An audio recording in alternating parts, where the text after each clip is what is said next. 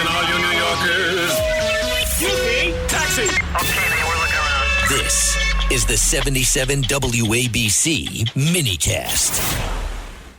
The Republicans had a very tough set of special elections in Florida. It's a warning sign, I think, for Republicans. Democrats flipped a reliably red Florida House seat that just happens to include President Donald Trump's Mar-a-Lago mansion, exposing growing frustration among some conservative voters, not with Trump, but with the Republican Party, as they see as failing to deliver. In this case, Democrat Emily Gregory narrowly defeated Trump-endorsed Republican candidate John Maples by just over 2 points in House District 87. This is a stunning 11-point swing from 2024. That's when President Trump carried this district by 11 points. Democrats also pulled off an upset in a Tampa area state Senate seat, despite being heavily outspent. These losses, I fear, point to a deeper problem heading into the midterms. Republican leadership is failing to act with urgency. Despite holding strong majorities in Florida, where Republicans now outnumber Democrats in terms of registration by 1.3 million voters. That is quite a shift. Florida used to be considered a purple state, and now it is a solidly red state. That's largely because of Republican inroads among Hispanic voters, not just Cuban Americans or Venezuelan Americans, but actually among all Hispanic voters, including Puerto Rican Americans. That, I think, explains the shift in what were heretofore deep blue counties like Miami-Dade. Both Governor Ron DeSantis and President Donald Trump carried Miami-Dade in their last 2 elections. Despite these majorities, I think Republican lawmakers have dragged their feet on advancing key elements of the president's agenda, including, of course, the Save America Act. I've written and spoken about this extensively. It's really very simple. There are 50 votes in the U.S. Senate today for a simple law that requires that one be a U.S. citizen in order to vote in a federal election, and that one have a photo ID.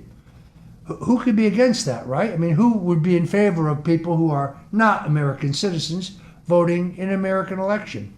But Republican leaders have made every possible excuse in dragging their feet, not approving these common sense election integrity measures. And frankly, I think the voters are angry about it. There is a dichotomy between Republican voters and Trump voters. Donald Trump demonstrated in 2016, even in losing in 2020, or at least allegedly losing, and once again in 2024, that he is far more popular than the Republican brand. The difference between, say, Donald Trump and Mitt Romney or John McCain has been the president's ability to attract independent and some Democrat votes that won him states like Michigan, Wisconsin, Arizona, and others, which eluded the 2 previous Republican nominees. What's happening here, I think, is that grassroots voters are increasingly frustrated by what they see as weak establishment-style politics, campaigning on Trump's popularity and then failing to use their power to uphold the America First agenda. Even in victory, Republicans underperformed. A separate Republican win in another House seat in Florida came by a much narrower margin than expected, showing how declining enthusiasm has become the norm. The only way to turn this around is for Republicans to double down on the America First agenda and do everything they possibly can in the next several months to deliver on that agenda. It's not enough just to pay lip service to the president.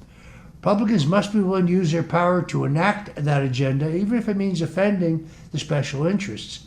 If Republicans don't show some courage soon, well, it could yet be a rough November. On the other hand, those who've thrown in the towel on the 2026 elections don't understand the volatility of the American electorate and where we are today.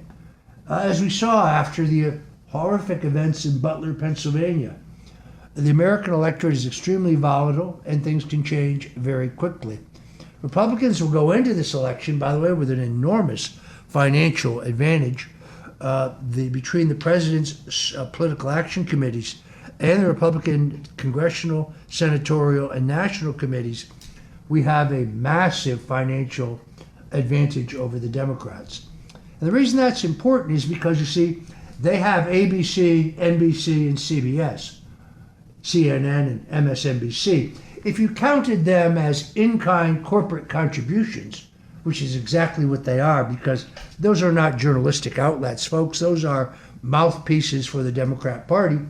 Well, then you might have an even fight. So Republicans need this financial advantage to go into the 2026 elections and have any prospect of success.